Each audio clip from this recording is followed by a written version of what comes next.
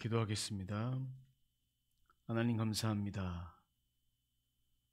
오늘도 귀한 예배, 하나님께 드리는 예배, 진리로 예배하는 예배 될 수 있도록 오늘도 저희들에게 진리를 가르쳐 주시고 진리의 하나님께서 진리의 영이신 예수 그리스도를 오늘도 이 말씀을 통해서 신명기 말씀, 모세의 마지막 고별 설교를 통해서 우리에게 하고자 하는 말씀, 그 말씀을 함께 묵상해 보고자 합니다. 이 말씀을 통해서 우리가 하나님 안에 거하며 하나님 말씀에 거하며 하나님께 복종하며 하나님께 순종하는 것이 어떤 것인지, 하나님의 언약을 왜 지켜야 되는 것인지 묵상하며 우리를 돌아보며 우리가 주 안에 날마다 있게 하여 주옵소서. 감사드리며 예수님의 이름으로 기도드립니다.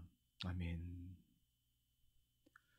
오늘 말씀은 신명기 29장 1절부터 13절까지 말씀입니다. 다시 세운 언약입니다. 오늘 말씀은 모세의 고별 설교 29장 30장 말씀 가운데 29장 1절부터 13절까지 말씀입니다. 1절 한번 읽어보도록 하겠습니다. 이것은 주님께서 호렙에서 이스라엘 자손과 세우신 언약에 덧붙여서 모세에게 명하여 모압 땅에서 이스라엘 자손과 세우신 언약의 말씀이다. 여기서 호렙은 이스라엘 백성들이 애굽에서 출애굽했을 때 그때 하나님의 말씀을 받았어요. 모세가 하나님의 말씀을 받아서 그 언약 가운데 이스라엘 자손과 세우신 언약에 덧붙여서 모세에게 명하여 모압 땅에서 뭐냐면 이스라엘 백성 광야 1세대는 하나님께 불순종하고 하나님을 원망하고 하나님께 죄를 져서 하나님께 다 진멸해 버리시고 다 걷어가셨어요.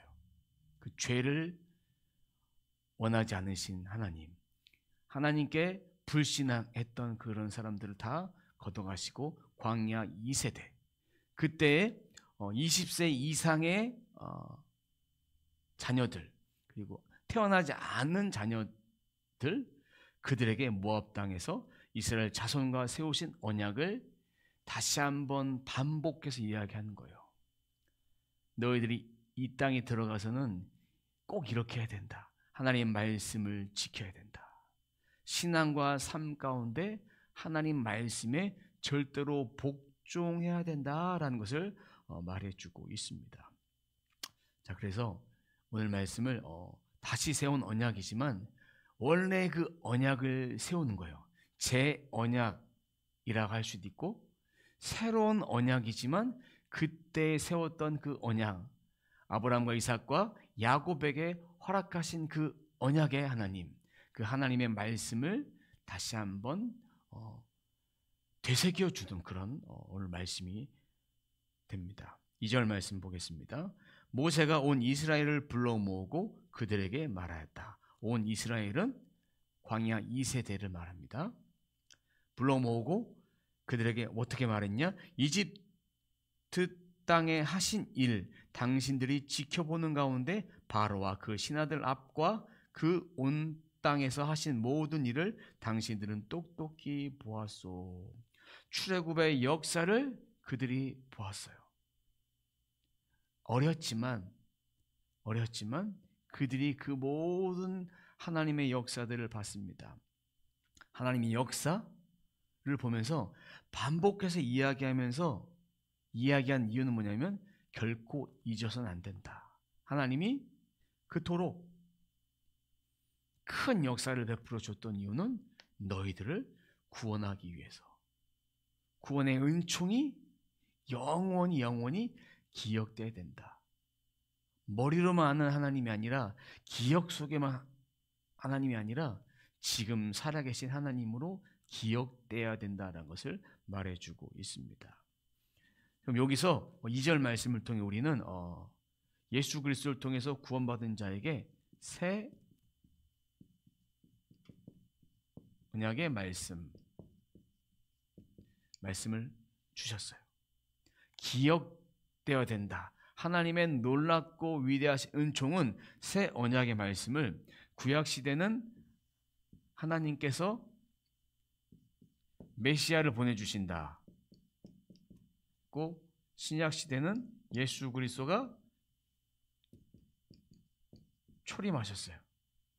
초림하셔서 이제 죄와 사망의 권세를 이기시고 십자가에 돌아가심을 통해서 구원하셔서 우리들에게 새 언약의 말씀이 성취되어서 그 말씀을 따라 우리는 살아가게 됩니다.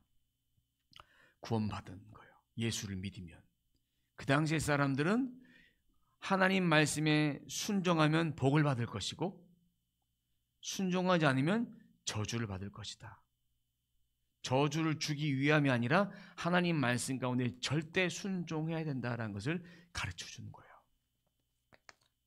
3절. 그럼 어떤 역사를 베푸셨나? 3절. 당신들은 큰 시험과 굉장한 표징과 기적을 당신들의 눈으로 직접 보았습니다. 그러나 바로 오늘까지 주님께서는 당신들에게 깨닫는 마음과 보는 눈과 듣는 귀를 주지 않으셨습니다. 신앙교육이 얼마나 중요한지 모릅니다. 광야 2세대도 마음을 새롭게 하고 모세가 이런 말씀을 해주고 있지만 4절에 보니까 깨닫는 마음, 보는 눈, 듣는 귀를 주지 않으셨다라는 얘기는 이들이 하나님이 원하시지 않는 방향으로 강팍한 마음으로 그 하나님의 역사를, 하나님 베푸신 은총을, 은혜와 사랑들을 보려고 하지 않는 거예요. 매출하게 만나주시고 물을 먹여주시고 여러 가지 살아갈 수 있도록 충분한 은혜를 베풀어 주셨는데도 불구하고 그들은 하나님을 외면하는 거예요. 큰 시험, 표징, 기적 눈으로 직접 보았어요. 이들은. 그래도 하나님의 살아계심을 믿지 못하는 거예요. 하나님을 경외하지도 않고 하나님의 은혜를 받아들이지 않는 거예요. 이 마음은 하나님이 내버려 두신 거예요. 그 이유는 이들이 강팍한 마음을 가지고 있기 때문에.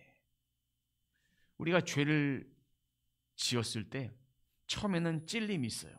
그러다 계속 하다 보면 그 마음이 아무렇지도 않게 돼요.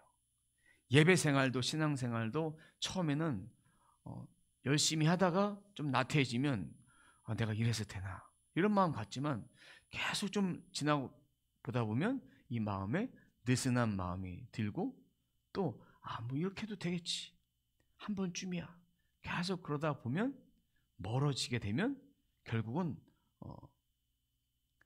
하나님과 멀어지지만 하나님은 계속해서 말씀하시지만 우리가 듣지 못하는 거예요. 아무런 감정도 깨달음도 은혜도 없으니까 점점 멀어질 수밖에 없는 거예요. 은혜를 주었는데도 불구하고 이 이스라엘 백성들이 무지했던 상태를 오늘 말씀을 통해서 보여주고 있습니다. 5절 말씀. 나는 40년 동안 광야에서 너희를 인도하였다. 그래서 너희 몸에 걸친 옷이 헤어지지 않고 너희 발에 신이 닳지 않았다. 이 말씀이 신약에도 나옵니다. 제자들에게 신발, 옷, 전대 가지지 마라. 단버리면 족하다. 이 의미가 여기서 기원된 말이에요. 하나님께서 공급해 주실 테니까 옷이 헤어지지 않았다는 얘기는 출애굽했을 때 입고 나온 40년 전의 옷이 지금까지 똑같은 옷으로 헤어지지 않았다라는 그런 의미가 아닙니다. 신발도 마찬가지고요. 40년 동안에 하나님께서 공급해 주셔서 입히시고 먹이시고 공급해 주셔서 떨어져 가면 또 새 옷 주시고 새 신발 주시고, 발이 작으면 또 더 큰 신발 주시고, 옷이 작으면 더 큰 옷 주시고, 그렇게 하나님께서 공급해 주셨다는 그 말씀이 옷이 헤어지지 않고 발에 신은 신이 닳지 않았다는 그 의미예요. 공급해 주셨다. 하나님이 공급해 주셨다. 창세기 1장 말씀처럼 하나님께서 모든 만물을 다 만드신 다음에 우리가 그 땅에 살아갈 수 있도록 아담과 하와가 통치할 수 있도록 다스리고 정복하고 생육하고 번성할 수 있도록 하셨던 것처럼 광야에 내보내시면서 하나님을 예배하러 내보내면서 그냥 내보내지 않고 그 옷과 신발 또 먹을 거 이 모든 것들을 다 공급해 주셨다. 그 말씀이 바로 6절 말씀입니다. 6절 말씀 보겠습니다. 너희는 빵도 먹지 못했고 포도주나 독한 술도 마시지 못했다. 그러나 나는 너희에게 필요한 것을 주어서 내가 바로 주 너의 하나님임을 너희에게 알리고자 하였다. 광야 생활 가운데에 음식이 빵, 포도주 이런 거요. 포도주는 그 당시의 음료입니다. 발효가 되지 않는, 발효가 된 알코올 넣지 않은 발효가 된 포도 주스에다가 포도즙에다가 물을 섞어서 이렇게 음료수처럼 마셨어요. 물이 석회수기 때문에 그냥 먹으면 몸에 여러 가지 그 배탈도 나고 건강상 좋지 않았어요. 그 독한 술도 여기서만 독한 술은 곡주예요. 곡식으로 만든 건데 음료수처럼 사용된 포도주 외에 다른 것들을 말합니다. 그럼 여기서 왜 이걸 말했냐? 빵, 포도주, 독한 술 마시지 못했던 얘기는 이 빵과 포도주는 그 시대의 일반적인 음식이었지만 이 말씀의 의미는 모든 음식을 너희들이 먹을 수가 없었다. 광야에서는 내가 먹여줬다. 메추라기와 만나를 먹여주셨는데 메추라기는 불평해서 먹여주셨죠. 만나도 광야 생활 가운데 계속해서 먹여주셨습니다. 소출이 있기 전까지 먹여주셨어요. 필요한 모든 것들 하나님께서 공급해 주셨어요. 여기서 생각나는 말씀이 있습니다. 사람이 떡으로만 살 것이 아니라 하나님의 말씀을 산다. 또 한 가지 말씀이 있죠. 너희는 먼저 그의 나라, 그의 의를 구하라. 그리하면 이 모든 것은 너에게 더하시리라. 이 첫 번째 말씀은 예수님께서 광야에서 40일 금식하시고 시험 받으셨을 때 마귀에게 시험을 이겼던 그 말씀 구절이 있습니다. 그리고 이 말씀을 통해서 무엇을 보여주느냐? 5병의 기적, 7병의 기적을 베푸셨을 때 그때도 그 만나를 우리가 먹게 해달라고 유대인들이 얘기했을 때 이 말씀, 이 하나님 나라의 영원한 말씀, 영원히 목마르지 않고 배고프지 않은 그 말씀이 바로 이것이다라는 것을 말해줬고, 요한복음에서 생수의 강이 흐른다라는 것도 이렇게 예수를 만나면 영원히 충만한 삶을 살 수 있고 예수로 말미암아 물과 성령으로 변화된 삶이 그만큼 중요하다. 그리고 가나 혼인 잔치에도 물이 포도주로 바뀌는 그런 역사도 이와 같은 맥락에서 하나님이 그렇게 영원한 만나 되신 것을 보여주기 위한 천국의 모형을 보여주고 있는 것입니다. 7절입니다. 이곳에 이르렀을 때 모압 땅입니다. 지금 현재 모압 땅, 헤스본 왕, 시온 왕, 바산 왕 옥이 우리를 맞서서 싸우러 나왔지만 우리가 그들을 쳐부쉈습니다. 이스라엘은 싸울 수 있는 실력이 없었지만 하나님께서 이들에게 힘을 주셨어요. 그리고 이 헤스본, 시온, 바산 이 지역이 바로 하나님께서 주기로 한 성읍 중에 하나였기 때문에 정복해서 8절에 르우벤 지파, 갓, 므낫세 반 지파에게 유산으로 주었던 거예요. 기업으로 받을 수 있었던 거예요. 하나님의 뜻대로 하니까 이렇게 전쟁에 승리하고 기업을 받을 수 있는 거예요. 그런데 중요한 것은 하나님의 말씀을 받고 그 땅을 점령해야 되는 거예요. 그들이 싸우러 왔을 때 맞서 쳐 부술 수 있었던 이유는 하나님이 함께 하셨기 때문에 가능하다. 우리가 싸우는 거예요. 싸우는데 우리 힘이 아니라 하나님이 주신 그 힘과 능력으로 싸우는 거예요. 9절 말씀입니다. 그러므로 당신들은 이 언약의 말씀을 지키십시오. 그러면 당신들이 하는 일마다 성공할 것입니다. 자, 그러므로 이 언약의 말씀을 지키십시오. 언약의 말씀. 이 오늘 말씀에서 성공할 것이다 라는 그런 말을 개정개혁에서는 형통이라는 단어를 씁니다. 형통은 히브리어로 샤칼이라 합니다. 무슨 뜻이냐면 현명하게 행동하다, 지혜롭게 되다. 그러니까 하나님의 지혜로 번창하고 성공할 수 있다. 예수님 안에 있는 거 형통인데, 예수님 안에 있을 때 우리가 주님께 기도할 때 무엇을 주시느냐? 지혜를 주세요. 그 지혜로 말미암아 문제를 해결할 수 있는 힌트를 주시고 풀 수 있는 열쇠를 주셔서 그것을 통해서 우리가 형통할 수 있는 거예요. 잘 될 수 있는 것이고 복을 받을 수 있는 것이고 하나님이 원하시는 그 길을 걸어갈 수 있는 거예요. 형통.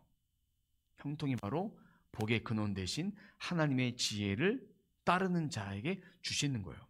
언약의 말씀을 지키는 자에게 형통을 주신다고 되어 있습니다. 그럼 왜 1절부터 8절까지 40년간에 있었던 일을 왜 나열했을까요? 그리고 나열한 다음에 이 언약의 말씀을 지켜라 라는 얘기는 하나님께 받은 사랑을 너희들은 절대로 망각하지 말아라. 네 부모들이, 조상들이 그렇게 해서 죄를 범했지만 그것을 기억하고 따라가지 말고 하나님을 더 믿고 의지해야 된다. 그래야만 너희들이 살 것이라는 거예요. 이 언약의 말씀을 지키라는 것은 명령입니다. 해도 되고 하지 않아도 되는 그런 말씀 자체가 아니라 그 말씀을 반드시 지켜야 된다는 거예요. 그래서 10절에 많은 사람들을 모읍니다. 10절에 보니까 지도자들, 장로들, 관리, 온 이스라엘 사람들. 여기서 11절 보니까 이스라엘 사람들 중에서 이방인인데 이스라엘의 종이 된 사람들이 있습니다. 한번 찾아보도록 하겠습니다. 11절 중반절에 보면 함께 사는 외국 사람, 장작 패주는 사람, 물을 길어 오르는 사람. 그러니까 모든 사람, 이스라엘 성중 안에 있는 모든 사람들을 다 뭐하라? 남녀, 어린아이, 계급, 민족, 종족 상관없이 모든 사람들을 다 모아서 하나님의 언약을 지켜야 된다. 그 땅에 살기 위해서는. 여기서 하나님의 크신 사랑을 볼 수 있습니다. 하나님은 구약시대부터, 태초부터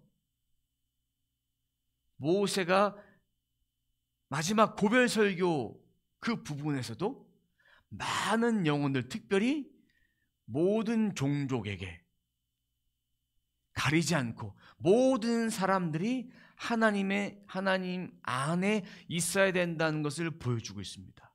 예수 믿는 것도, 예수님이 우리를 통해 구원해 주시는 것도 모든 자가 믿어야 될 복음이라는 거예요. 우리만 믿는 것이 아니라, 예수 믿는 사람만 믿는 것이 아니라, 내가 아는 사람만 믿는 것이 아니라 모든 사람들 차별하지 않고 모든 사람들이 다 예수께 돌아와서 영생을 얻어야 된다는 걸 보여주고 있습니다. 안식일을 지킬 때도 신명기나 율법에 보면 그 안식일 지킬 때도 모든 객이나 성중 안에는 모든 노예들이나 종들이나 모든 사람들이 다 안식일을 지킬 수 있도록 지켜야 되는 거예요. 하나님 안에서 안식을 누릴 수 있도록 그것이 법인 거예요. 율법을 지키는 것도 이 안에 있는 사람들. 12절입니다. 당신들은 오늘 여기에 서서 주 당신들의 하나님이 당신들과 세우시는 그 언약에 참여하게 됩니다. 당신들은 그 언약에 들어있는 의무를 지켜야 합니다. 이 언약에 참여한다는 얘기는 언약 속으로 내가 들어간다. 완전히 들어간다. 참여한다. 내가 반드시 지킨다. 이 언약을 지키겠다고 의무를 지켜야 된다는 얘기는, 그 의무란 얘기는 그것을 지키지 않으면 저주를 받는다는 얘기예요. 내가 반드시 지키겠다. 저주를 내가 안 지키면 저주를 받겠다라고 맹세하는 거예요. 그 당시의 맹세는 저주의 의미가 있습니다. 무슨 얘기냐면 하나님의 말씀을 내가 지키지 않으면 저주를 받겠다. 저주를 받겠다. 반드시 지켜야 될 의무로 오늘 말씀에 보여주고 있는 거예요. 하나님 말씀을 지키는 것은 지혜의 근본 대신 그 하나님을 사랑하는 거예요. 내 마음을 다하여, 목숨을 다하여, 힘을 다하여 주 너의 하나님을 사랑하라. 십계명 요약해도 하나님 사랑이 먼저예요. 13절입니다. 주님께서 당신들에게 약속하시고 당신들의 조상 아브라함과 이삭과 야곱에게 맹세하신 대로 오늘 당신들을 자기 백성으로 삼으시고 주님께서 몸소 당신들의 하나님이 되시려는 것입니다. 하나님의 약속, 맹세하신 대로 하나님이 맹세하셨다라는 얘기는 어떤 의미예요? 반드시 이 약속을 지키겠다. 내가 약속을 지키지 않으면 내가 저주를 받겠다. 이 저주의 의미가 담겨져 있기 때문에 반드시 내가 아브라함과 이삭과 야곱에게 맹세하여 주리한 그 땅을 너희들에게 주겠다. 확실한 약속이란 의미입니다.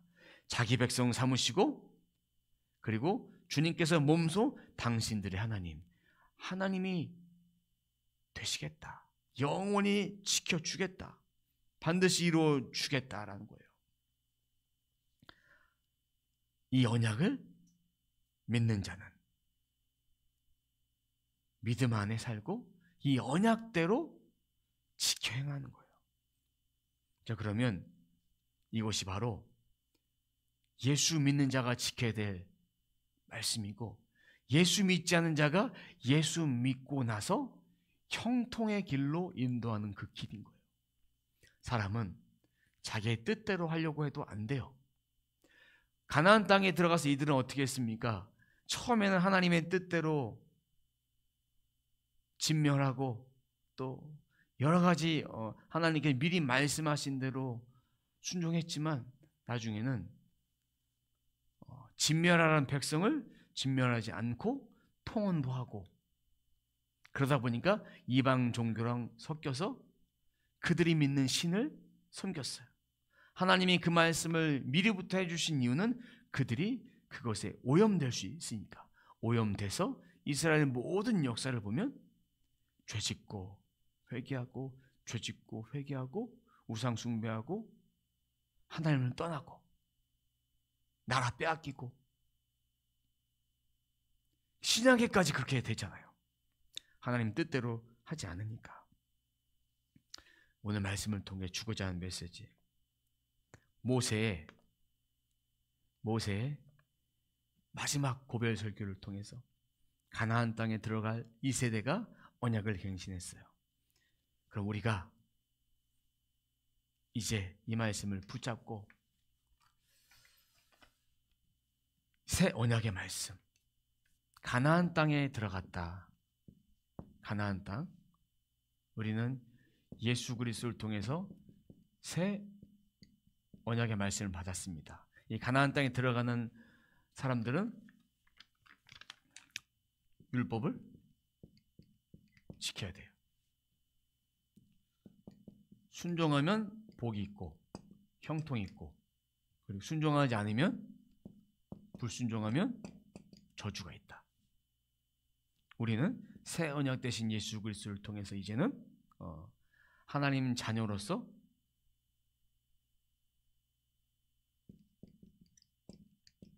택함 받았기에 이제 구원을 이루어갈 수 있는 그런 삶을 살아야 돼요.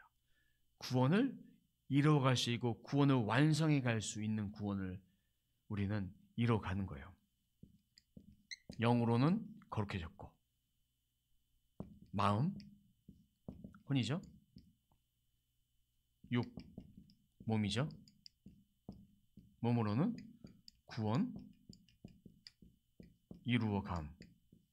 이루어가면서 우린 성화의 과정을 거쳐야 되는 거예요. 이 당시에는 예수 그리스도 오시기 전이니까 율법만 지켰을 때, 율법을 지키지 않으면 반드시 이 죄에 대한 형벌을 받게 됐지만 이 형벌을 누가 받으셨냐? 예수 그리스도께 받으셨기 때문에 우리는 하나님이 우리를 사랑으로 새 언약의 말씀으로 우리를 새롭게 해서 새 피조물이 된 것을 우리는 늘 기억해야 됩니다. 이 말씀을 붙잡고 살아가야 됩니다. 새 언약의 말씀 붙잡고 오늘 말씀의 제목처럼 다시 세운 언약, 이 밑에 부자가 붙는다면 나는 새 언약의 일꾼이다.